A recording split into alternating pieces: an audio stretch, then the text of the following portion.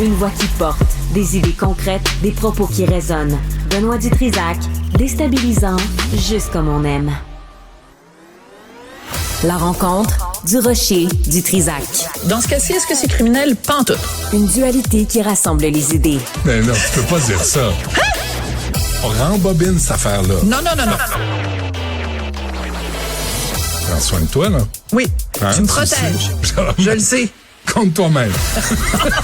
La rencontre du Rocher du Trisac. Écoute, Benoît, quand je parle. Sophie, bonjour. Bonjour, Benoît. Je vais te parler aujourd'hui d'un texte absolument passionnant publié dans le journal La Presse. Le titre m'a beaucoup intriguée.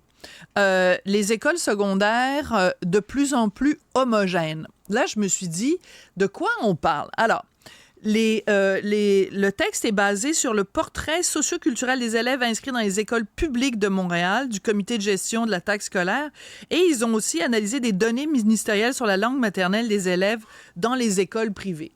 Ce que dit ce texte-là, c'est un phénomène assez particulier dans les écoles à Montréal, c'est que de plus en plus, les élèves dont la langue maternelle est le français ou des gens dont les parents sont nés ici au Québec, enfin ce qu'on appelait avant dans l'ancien temps des de souche, sont de plus en plus dans les écoles privées et que dans les écoles publiques, c'est de plus en plus donc des gens qui sont des immigrants soit de première ou de deuxième génération.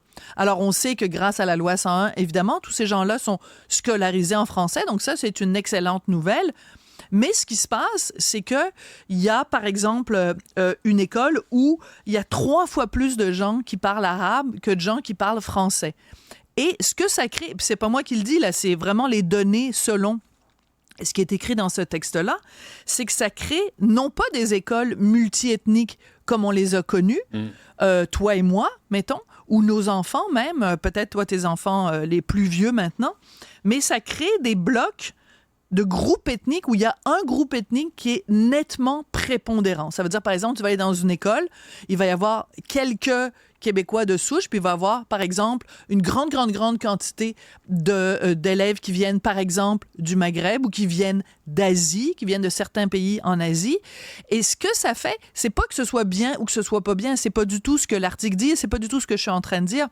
Mais ce que ça fait, c'est que ça fait des immigrants de première ou deuxième génération qui n'ont aucun contact dans le cadre scolaire avec des Québécois dits de souche ou pure laine ou d'immigration plus ancienne ou peu importe. Donc, ça ferait... La société d'accueil. La société d'accueil. Voilà ce que Rachida Azdouz, que j'adore, elle fait la différence entre des accueillants et des accueillis. Donc, des accueillis ont presque aucun contact, en tout cas dans le cadre scolaire, ont pas de contact avec les accueillants. Et les accueillants, donc la société d'accueil, se retrouvent majoritaires dans la société, mais minoritaires dans les écoles. Ce à quoi ça mène, c'est 2 situations.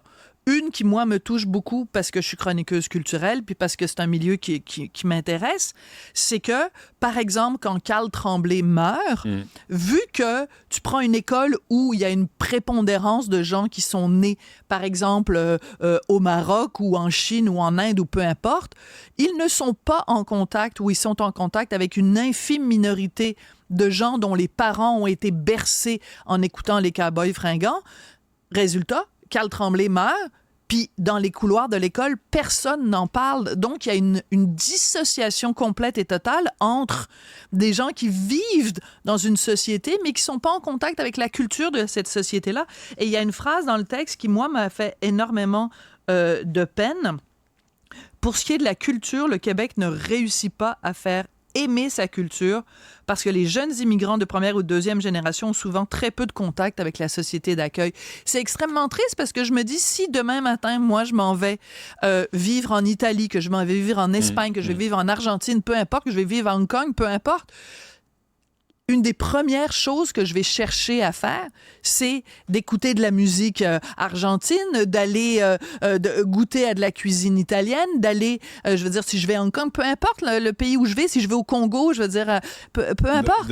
C'est la base, la base. Et c'est pas par rejet, c'est que si t'es pas en contact avec, comment veux-tu pouvoir comprendre? Et c'est un argument qu'on nous a beaucoup dit, nous, la société d'accueil. On nous a beaucoup dit, ben là, il faut que, par exemple, quand tu viens, quand tu es issu de l'immigration, il faut que tu te reconnaisses quand tu regardes la télé, il faut que tu te reconnaisses quand...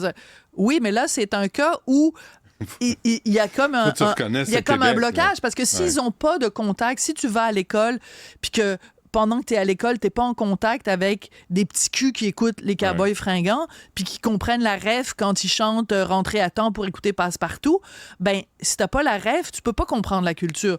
Puis quand tu quittes l'école, tu retournes à la maison où tu parles donc la langue d'origine de tes parents, par le satellite, t'écoutes la télé du pays d'origine de tes parents.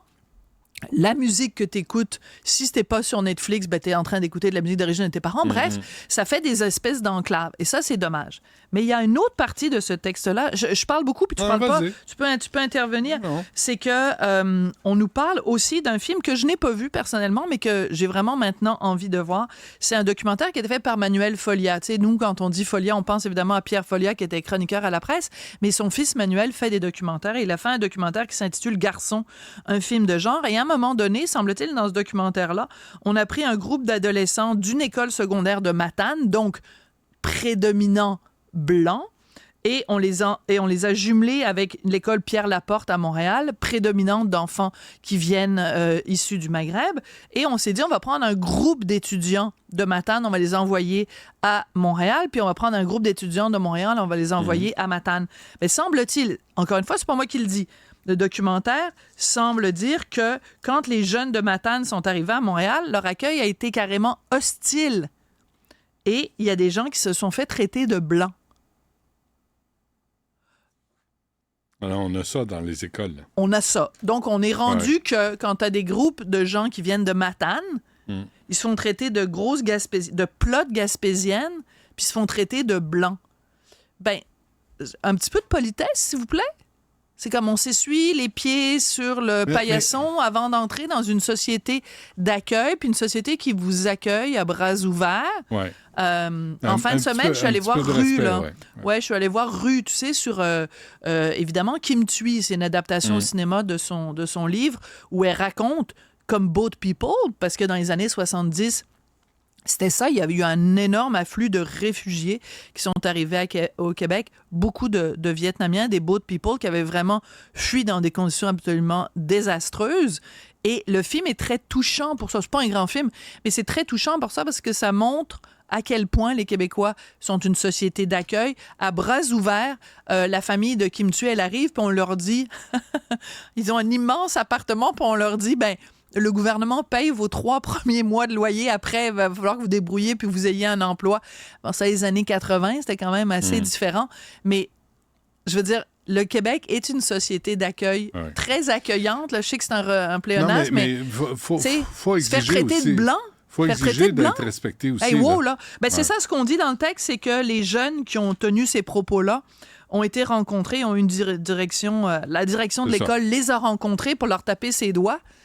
Mais ça donne ça.